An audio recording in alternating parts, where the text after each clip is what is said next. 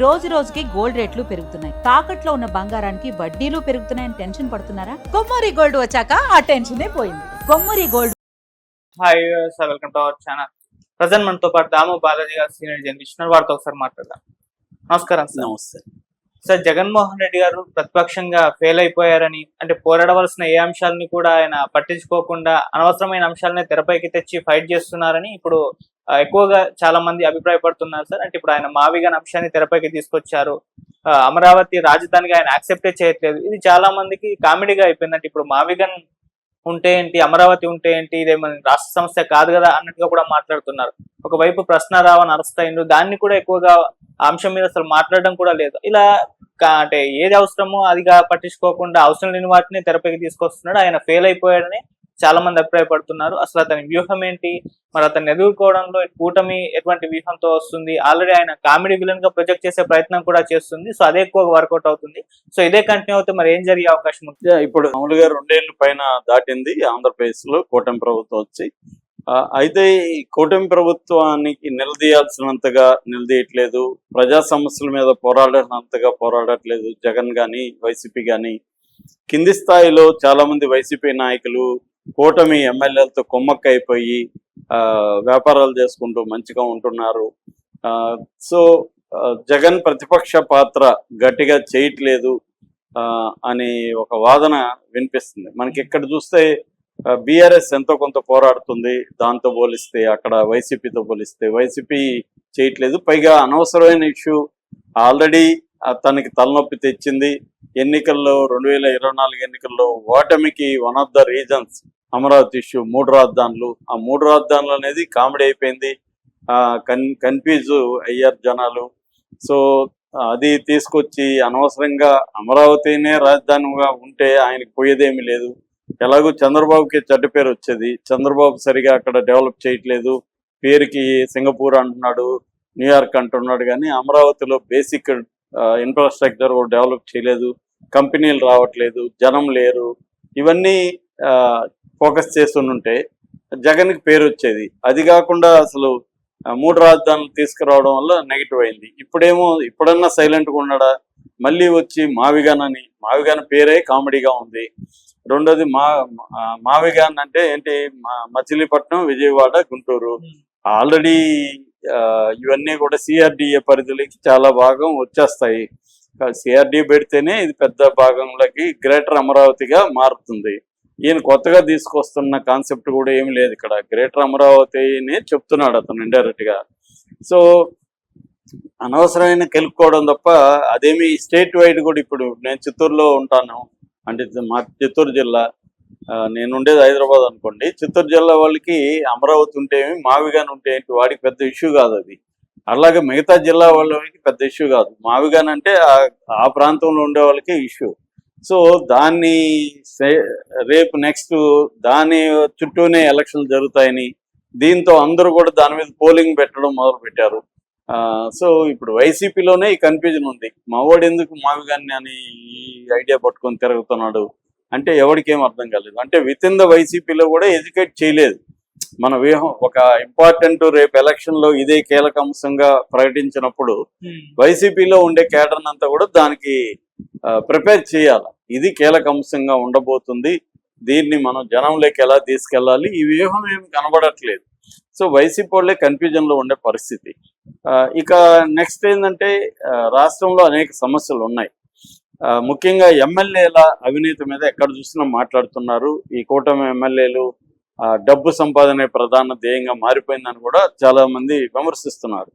అది ఇంకొక విచిత్రం ఏంటంటే వైసీపీ వాళ్ళు గత 5 ఏళ్లలో దోచుకున్నారు కాబట్టి వాళ్ళకి వనరుల్ని ఎలా దోచుకోవాలి, వాటిని మార్కెటింగ్ ఎలా చేయాలి. ఫర్ ఎగ్జాంపుల్ ఇసుక ఉంది, ఇసుకని ఎలా తవ్వాలి, ఏమేమి చేయాలి, దాన్ని ఎక్కడెక్కడ అమ్మాలి, ఇవన్నీ వాళ్ళకి తెలుసు. ఎమ్మెల్యేలు కొత్తగా 80 మంది ఎమ్మెల్యేలు ఉన్నారు కూటమిలో. ఈ కొత్తగా వచ్చిన ఎమ్మెల్యేలకి ఇవేవి తెలియదు. అందుకని ఈ పాత ఎమ్మెల్యేలు వాళ్ళని అప్రోచ్ అయ్యి, అరే బాబు నువ్వేమి చేయకు, మేము అన్నీ చేసి పెడతాం, నీకు వాటా నీకు ఇచ్చేస్తాం అన్న పద్ధతిలో మాట్లాడుకొని హ్యాపీగా చేసుకుంటూ వెళ్తున్నారు. ఇంక వీళ్ళు ఏం చేస్తారు, లోకల్గా ఎమ్మెల్యేలకు వ్యతిరేకంగా ఈ పాత ఎమ్మెల్యేలు పోరాడాలి. వీళ్ళు కుమ్మక్కైపోతే వీళ్ళు ఎక్కడ పోరాడగలుగుతారు స్థానిక సమస్యల మీద?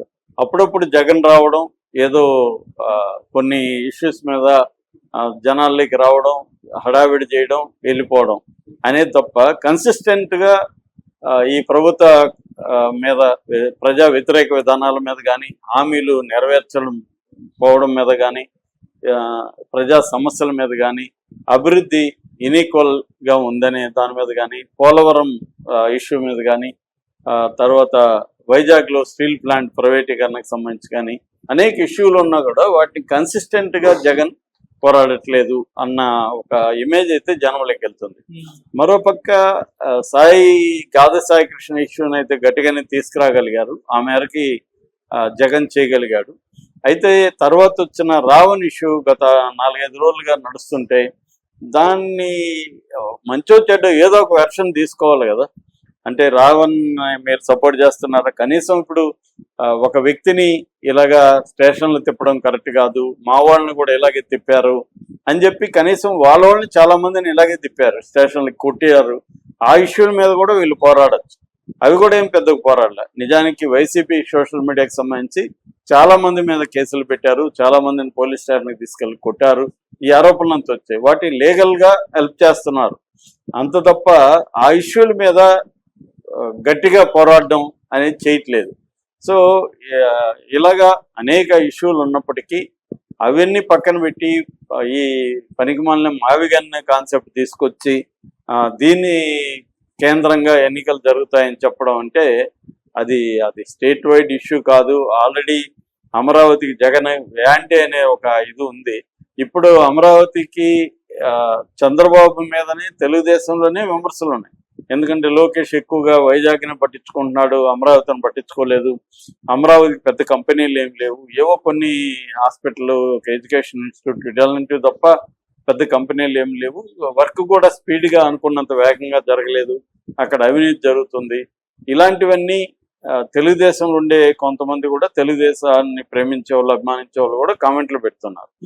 అలాంటి ఇష్యూల మీద పోరాడకుండా మళ్ళీ ఒక కొత్త కన్ఫ్యూజన్ తెచ్చి మళ్ళీ నేను వస్తే అమరావతి ఉండదు అని చెప్పడం వల్ల కూడా రేపొద్దున చంద్రబాబు ఈజీ అవుతుంది. జగన్ ఆ మాట అనడం వల్ల ఇక్కడ ఎవరు పెట్టుబడులు పెట్టట్లేదు, మళ్ళీ భయపెడుతున్నారు, ఈ సైకోగాడు మావిగన్న అంటున్నాడు అని చంద్రబాబు మాట్లాడడానికి జగనే ఆయుధం ఇచ్చినట్టుగా ఉంది. జగన్ ఫోకస్ చేయాల్సిందేంటి, ఫోకస్ చేయకుండా ఉండాల్సిందేంటి అన్న ఒక క్లారిటీ జగన్కి లేకుండా ఇంకా మొండిగా అతను ఎవరితో డిస్కస్ చేయకుండా, ఎందుకంటే పిఎస్ అని పెట్టారు, పొలిటికల్ అఫైర్స్ కమిటీ, దాన్ని అసలు ఫంక్షన్లో ఉందా, వాళ్ళని సలహాలు తీసుకుంటున్నాడా ఏమీ ఎవరికి తెలియదు. రెగ్యులర్గా అది సమావేశం అవ్వాలి, వాళ్ళతో వాళ్ళ అభిప్రాయాలు గ్రౌండ్ లెవెల్లో తీసుకోవాలి, కార్యకర్తలను కలుస్తానన్నాడు, అదేమీ జరగట్లేదు. సో కంప్లీట్గా ప్రతిపక్షంగా వైసీపీ జగన్ గట్టిగా చేయట్లేదు అనేది ఉంది. అంటే ఇప్పుడు ఏమైపోయిందంటే ఇప్పటి నుంచి ఎందుకు పోరాడాలి? 1 year ముందు గట్టిగా దిగదాం రంగంలోకి, 1 year ముందో 1.5 year ముందో పాదయాత్ర చేద్దాం, ఇప్పుడంతా కూడా సైలెంట్గా ఉందాం అన్న ఆలోచనలో ఉన్నట్టుగా కనబడుతుంది మనకి. సో ఏం జరుగుతుందో చూడాలి. Okay sir, thank you so much sir.